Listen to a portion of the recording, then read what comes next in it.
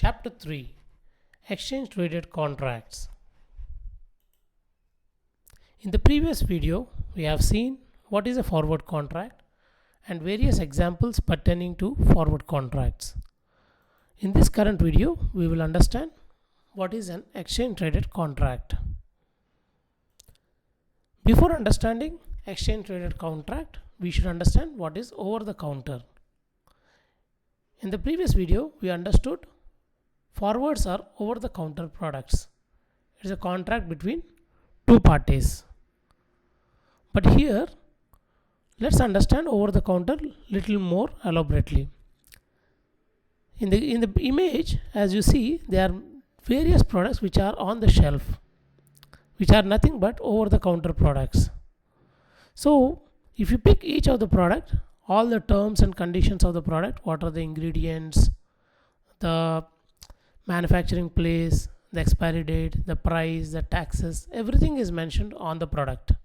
So if a particular person buys these products taking from the shelf and paying the bill at the counter, it is nothing but over the counter.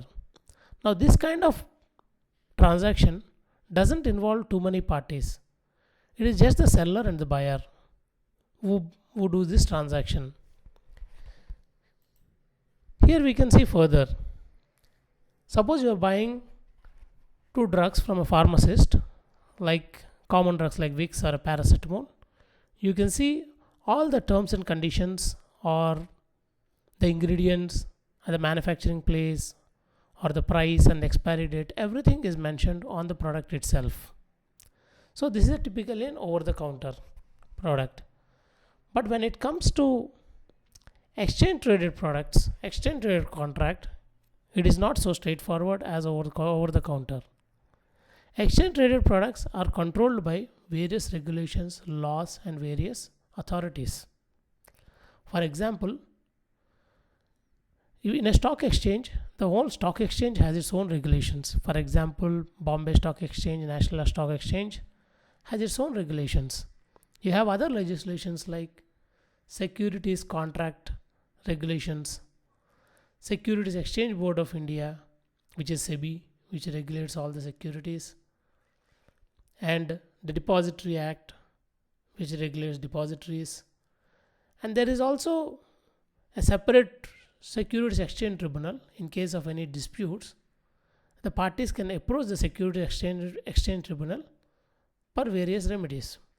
And there are other institutions like broking houses, banks, financial institutions, which assist a particular transaction or a trade to be done with ease. So this is an exchange traded contract, which is more regulated, more standardized, and more participants can involve. It's just not a transaction between the two parties. So over the counter product is a very straightforward contract between two parties with specific terms and conditions between the parties. But an exchange traded contract is regulated by stock exchange as well as various acts and legislations of the government and various institutions like banks, financial institutions and broking firms. We can further classify exchange traded derivatives or contracts into futures and options, because these are the primary exchange traded products. In futures, we can still further classify as stock futures and index futures. In options, we can further classify as call option and put option.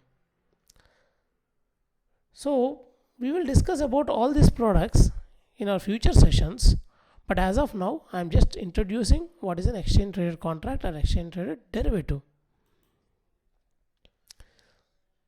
So in this video, we have covered what is exchange traded contract. So in our next video, we are going to see what is a futures contract. If you find this video useful, you can like or comment it in my YouTube channel, or you can even subscribe by clicking the bell icon to get the further notifications and update from my channel. You can also send feedback to the below email. Thank you.